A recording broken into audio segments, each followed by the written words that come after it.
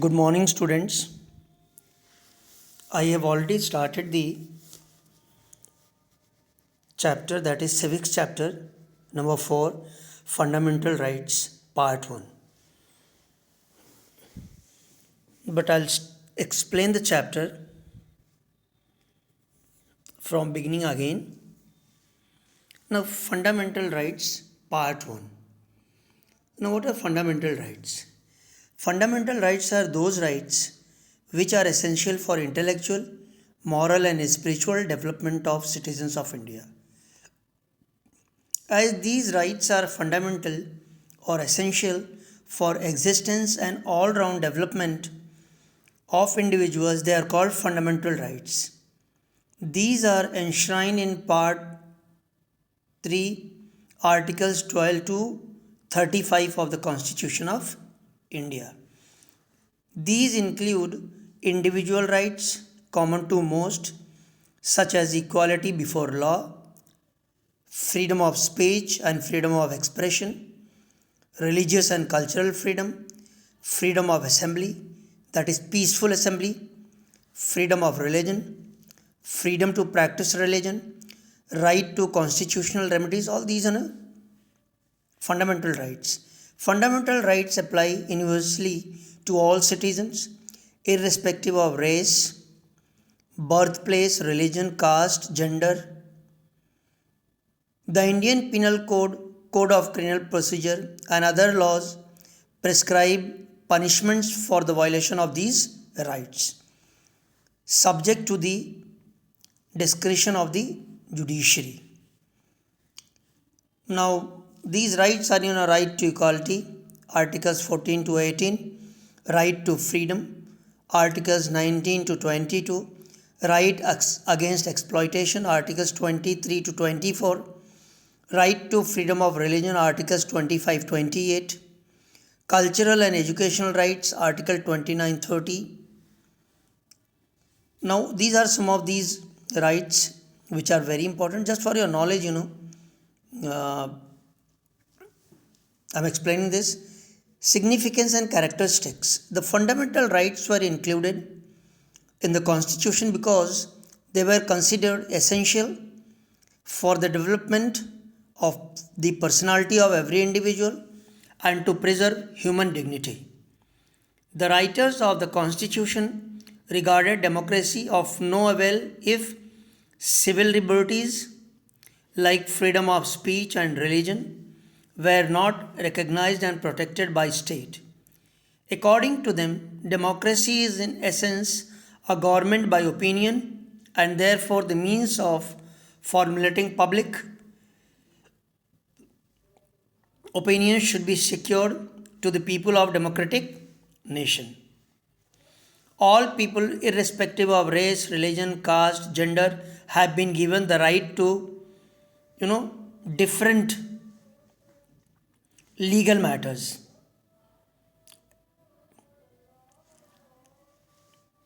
These fundamental rights help not only in protection but also the prevention of gross violation of human rights. So, which is very important aspect in modern world. Fundamental rights primarily protect individuals from an arbitrary state actions, but some rights are enforceable against individuals. Now, let us go to the chapter. Fundamental rights part 1. You can see some placards. Education is our right. We all know right to education. Every child between 8 to 14 years free and compulsory education. We must get the assurance of minimum wage. It is our right. We have rights over our forest and its resources. Now, you must have seen such placards in newspapers and elsewhere. In a rally or a march, sometimes a certain demand is made, asserting it to be their right. Now, see, if you all are watching TV channels or reading newspapers, since last 20 days, farmers of India have been protesting against certain policies of the central government. And This protest is, especially from Haryana, Punjab, and other parts of our country. This way, citizens to have a right to go against the policies of the government if they find that government is being unjust to them. This is where, all these fundamental rights play a very important role. We get rights at birth. We are born with these fundamental rights. Every newborn baby has a right to live.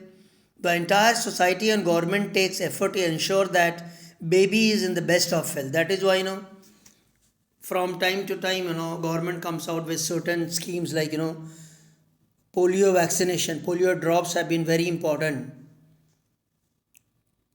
in last few years. And every child gets this free polio, drops, which is very important for their health. Only when all individuals get protection from injustice, exploitation, discrimination, and deprivation will they be able to develop their skills and qualities. That means individuals should get justice, they should not be exploited, they should not be discriminated on the name of caste, religion, gender, place of birth. Then only a healthy society is possible, where overall development of all individuals is practically possible. Demanding one's rights is insisting on creating an atmosphere conducive, good to development of self as well as entire society. This is where fundamental rights or basic rights play a very important role. The Indian Constitution has guaranteed equal rights to all citizens in order to create this conducive atmosphere. Equal right to all citizens. That means no discrimination whatsoever against people belong to different religion, different race, speaking different language, because in the eyes of the law we all are equal. And see, India is a country which believes in unity into diversity. We are different, but still we are united. This is very much important in our country. These rights are fundamental rights as they are included in the Constitution. They have the status of law. It is imperative for everybody to abide these rights. These fundamental rights are legally protected by Constitution, by law. Our rights as mentioned in the Constitution. Let us understand the rights of Indian citizens included in Constitution. Right to equality. The right to equality is an important right provided in Articles 14, 15, 16, 17 and 18 of the Constitution. It is the principal foundation of all other rights and liberties and guarantees. Equality before the law. Article 14 of the Constitution guarantees that all people shall be equally protected by laws of the country. It means that the state means government, will treat people in same circumstances alike. This article also means that individuals, whether citizens of India or otherwise, shall be treated differently if the circumstances are different. Social equality and equal access to public areas. Article 15 of the Constitution states that no citizen of India shall be discriminated on the basis of religion, race, caste, gender, and place of birth. Every person shall have equal access to public places like public parks, museums, wells, bathing ghats, etc. So, this is where, right to equality plays a very important role. Now, right to equality, according to our chapter, according to the right to equality, the state cannot discriminate among citizens as superior or inferior. Like, before independence, there was this concept of certain communities being, certain people being treated as superior and certain as inferior. So in modern India, everyone is equal in the eyes of the law, no discrimination whatsoever, or as men and women both equally treated, and cannot give different treatment or privileges to anybody. That means we all are same in the eyes of law. The same law applies equally to all. Many laws give us protection. For example, we have protection from arrest without warrant, that is without court order. Police cannot arrest any person. Also, the state cannot discriminate while extending such protection. Even if a person is caught, government cannot discriminate while doing so.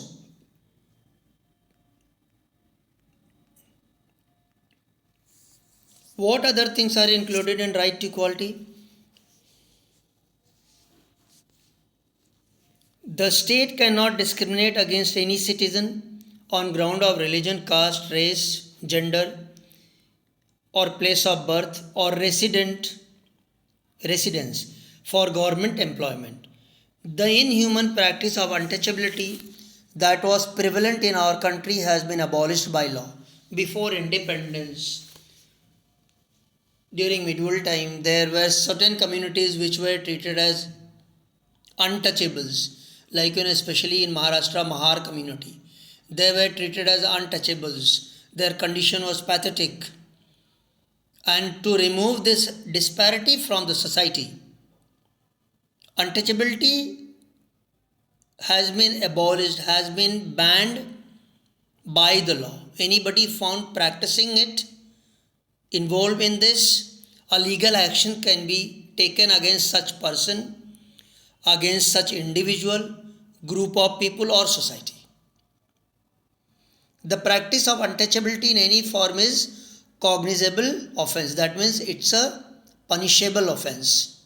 A legal action can be taken against such people. This practice has been abolished in order to establish equality in Indian society. The Constitution has also abolished titles.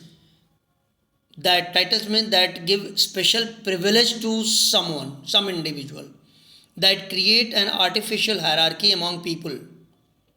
For example, titles like Raja, Maharaja, Rao Bahadur, all these type of concepts, titles have been abolished by the law.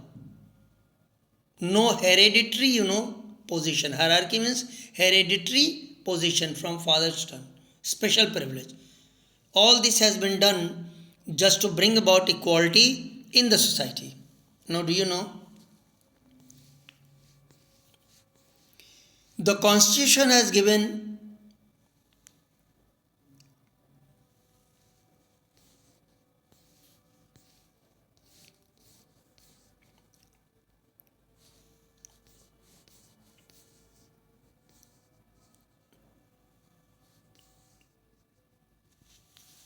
the Constitution prevents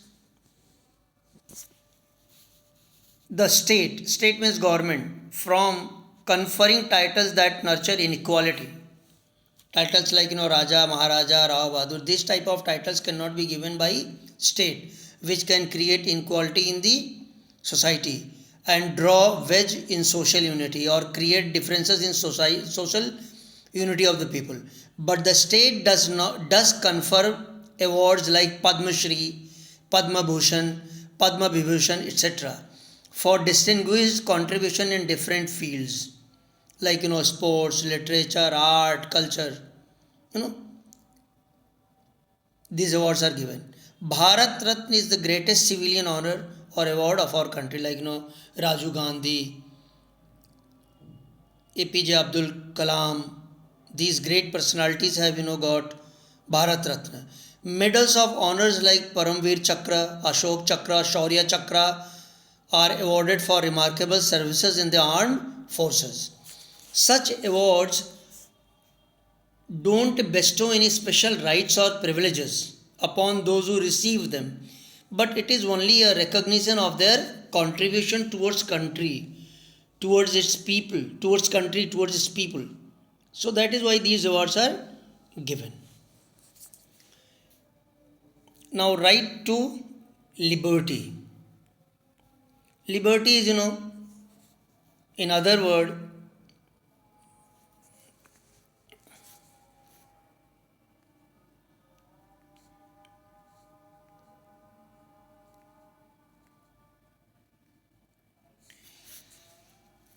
right to liberty.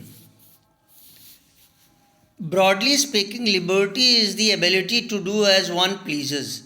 It is a synonym for the word freedom. In modern politics, liberty is the state of being free within society from control or oppressive restrictions imposed by authority on one's way of life, behavior, or political views. This is, literary meaning of liberty. Now, this is a very important right given by Constitution. It gives a guarantee of all freedoms necessary from the point of view of individual as Indian citizens. We have the right to freedom of speech and expression. We as an Indian citizen, we have got this freedom of speech and expression. We can express ourselves against anything wrong done to us or to society. Freedom to assemble peacefully. Freedom to form associations or unions. Freedom to move freely throughout the territory of India. These are, some liberties, some freedom which every Indian citizen enjoys. And government cannot take away this, freedom of liberty. Freedom to reside and settle in any part of the territory of India. As an Indian citizen, we can reside, we can stay, we can do business, job in any part of the country. This is, one of the very most important rights. The right to freedom includes freedom of speech and expression, as I told you. It also, gives us, practice of any profession or occupation. Freedom to practice any lawful profession or to carry on any occupation, trade or business of one's own choice. So, this one freedom all Indians have. Now,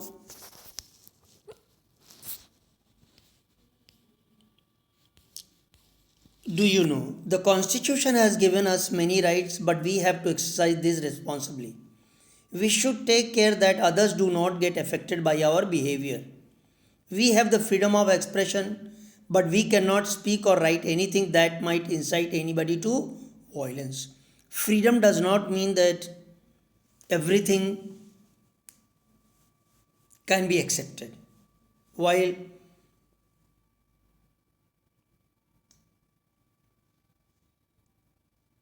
assessing to this, rights, we have to maintain dignity about individual. We have to maintain, respect for each others so that our act does not create differences between people belonging to other group. The right to liberty in the Constitution has guaranteed us the freedom of speech and movement, and it has also provided us security to keep us safe. This legal protection has been given to everybody equally. It is not denied to anybody. For example, we all have a right to life. It appears to be simple, but it has a deep significance. It implies getting a guarantee to live, availability of conducive environment for living. Nobody can take away another's life. Nobody has this authority of taking away another's life. That means each one of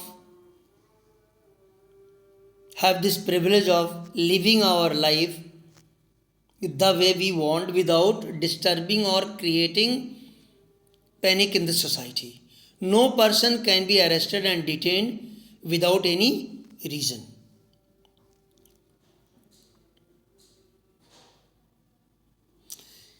Think about it. There are some rights supplementary to right to life. For example, nobody can be punished twice for same offense. Before being punished, the allegations against a person have to be proved. The courts have to perform this task. The police collect evidence against accused and put up the case in the court. Even a person accepts that he has committed a crime, he is not punished immediately. The allegations have to be proved legally. This judicial process takes time, but it is necessary so that an innocent person does not get punished. The right to liberty now also includes the right to education. All children between 6 and 14 years of age are entitled to get education as fundamental right. This ensures that no child will be deprived of education. Now we go to right to exploitation. The right to exploitation prohibits all forms of forced labor, child labor, and trafficking of human beings. Children under age of 14 are not allowed to work. Now, from textbook, right against exploitation implies the right to prevent exploitation. While the Constitution has banned all types of oppression through the right against exploitation, it has made a special provision to prevent the exploitation of children.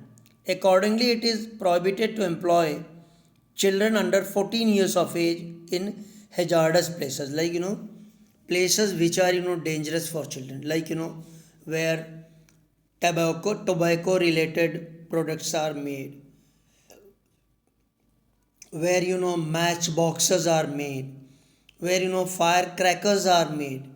These are the places where small underage children are used as a child labor, and while working at these places their life is always in danger. So legally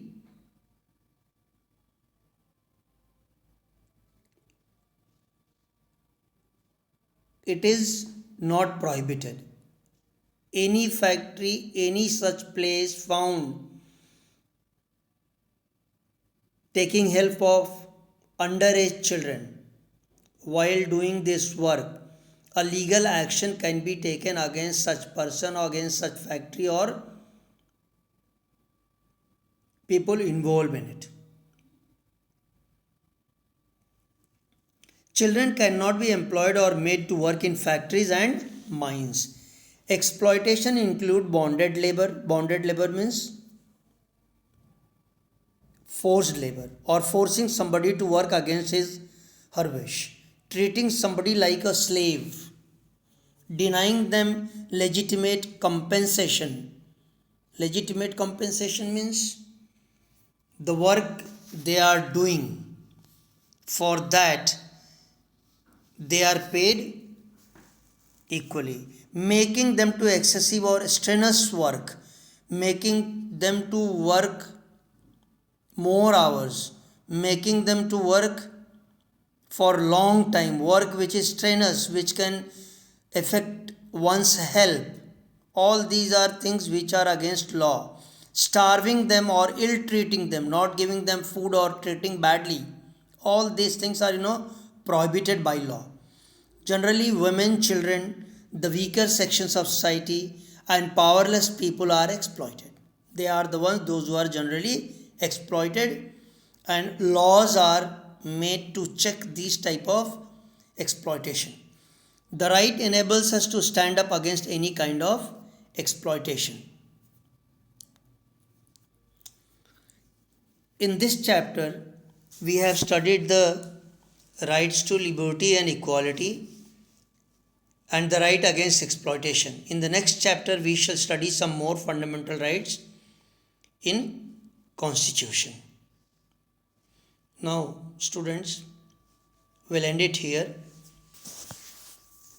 And this exercise I will give you in PDF form, and I will complete it even in the Google Classroom.